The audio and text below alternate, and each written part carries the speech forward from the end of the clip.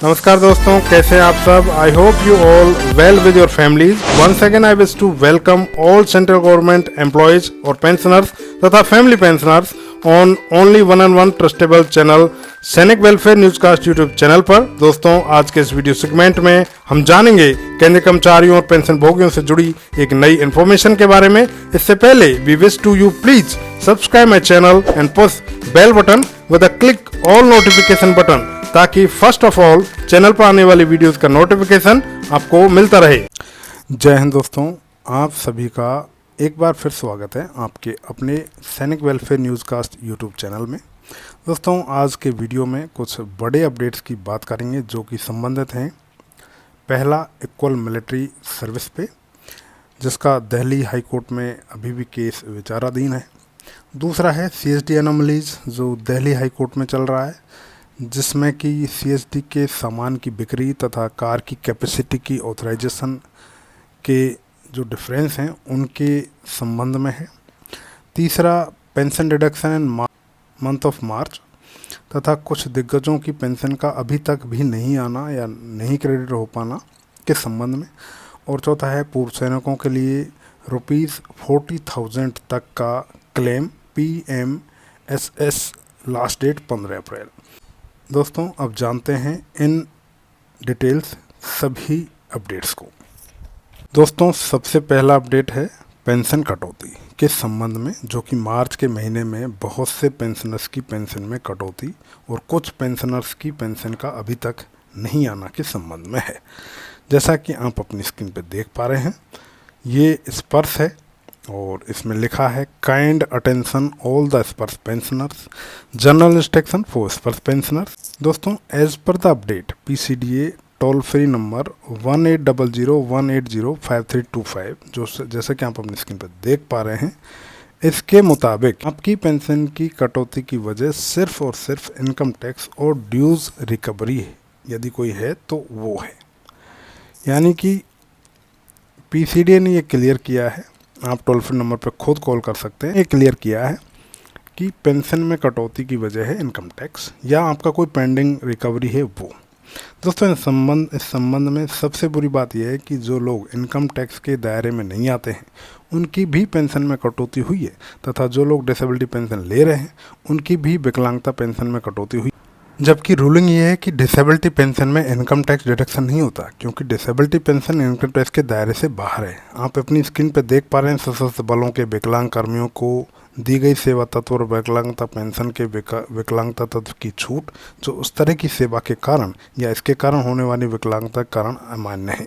यानी कि भारत सरकार के वित्त मंत्रालय राजस्व विभाग द्वारा 24 जून 2019 को लेटर निकाला गया था और इसमें छूट दी गई थी कि डिसेबिलिटी पेंशन पर कोई टैक्स नहीं लगेगा।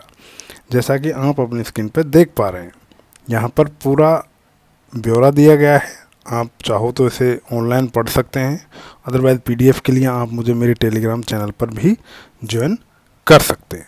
दोस्तों, ज़्यादा जानकारी के लिए स्पर्श की तरफ से नोडल ऑफिसर्स नियुक्त किए गए हैं, जिनमें कि आप देख सकते हैं nomination of nodal officers for स्पर्श आर्मी ऑफिसर्स। आप जब इस पर क्लिक करोगे तो यहाँ पर आर्मी ऑफिसर्स के लिए अपॉइंटमेंट नोडल ऑफिसर्स के कॉन्टैक्ट नंबर और ईमेल ID दिए गए हैं।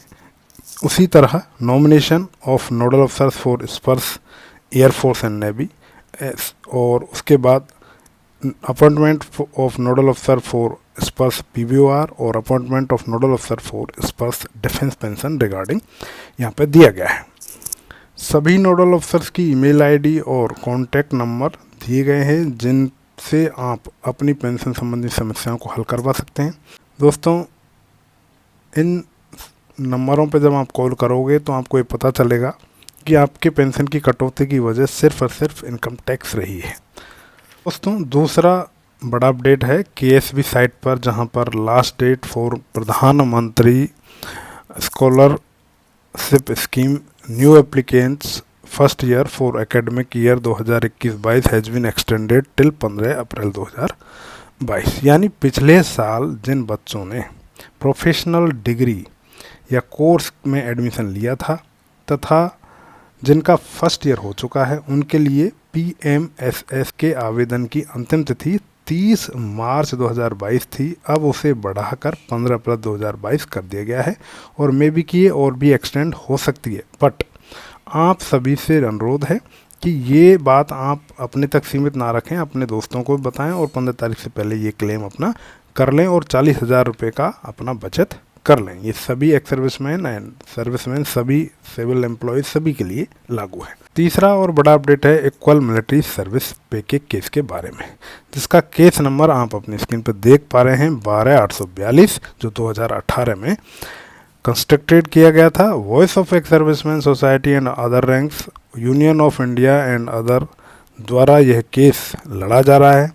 और इस केस में मैं आपको बताना चाहूँगा 19 अप्रैल 2022 को हियरिंग होनी है, जो कि कोर्ट नंबर 3 में होनी है। इससे पहले इस केस में जो हियरिंग हुई थी वो हियरिंग में कोई रिजल्ट सामने नहीं आया है और अब ये केस भी ओआरओपी की तरह अपनी अंतिम पड़ाव की तरफ चल रहा है। उम्मीद करते हैं कि इसमें कुछ अच्छा निकल के आए। ओआरओपी की तरह है, बहुत ही छोटे स्वरूप में गवर्नमेंट आपको निपटाने की कोशिश ना करे, जो है वो दे। दोस्तों, चौथा और लास्ट अपडेट है CSD एनोमली से संबंधित, जिसका case number writ petition civil 7659/2018 है। इस केस को भी voice of ex serviceman registered और मिनिस्ट्री ऑफ डिफेंस के बीच लड़ा जा रहा है, जैसा कि आप अपने स्क्रीन पर देख पा रहे हैं। कोरम की बात करें तो होनेबल द एक्टिव चीफ जस्टिस और होनेबल मिस्टर जस्टिस नवीन चावला। ये 4 अप्रैल का ऑर्डर है कि इसकी हियरिंग 4 अप्रैल को होनी थी, जो कि नहीं हुई और अब उनकी नेक्स्ट हियरिंग सीधा 7.5 महीने बाद रखी गई है, जो कि 23 नवंबर 2011 को है। आप अपनी स्क्रीन पे देख पा रहे होंगे। दोस्तों, इस तरह की लंबी डेट्स में ओआरओपी केस की तरह 4-6 साल निकल जाएंगे और ये केस भी लंबा चलता रहेगा। मानो लग रहा है यहाँ पर भी सिर्फ तारीख पे तारीख ही मिलने वाली हैं और रिजल्ट के बतौर सरकार की पॉलिसी नीतिगत बता दी जाएगी। ऐसे वर्डिक्ट शायद इसमें भी आपको सुनने को मिले, परंतु आपके CSD के सामान की बिक्री की लिमिट्स और कार की कैपेसिटी को इक्वल हो पाना मुश्किल है। दोस्तों, अभी तक के जजमेंट में देखकर तो ऐसा ही महसूस होता रहा है कि जीत हमेशा ऑफिसर्स की हुई है, गवर्नमेंट की हुई है और गवर्नमेंट ने ऑफिसर जेसीओ के बीच भेदभाव रखा है। इस तरह की ऑथेंटिक न्यूज़ के लिए आप मुझे मेरे टेलीग्राम चैनल पर PDF के लिए ज्वाइन कर सकते हैं। That's all for in this video. Jai Hind for the next.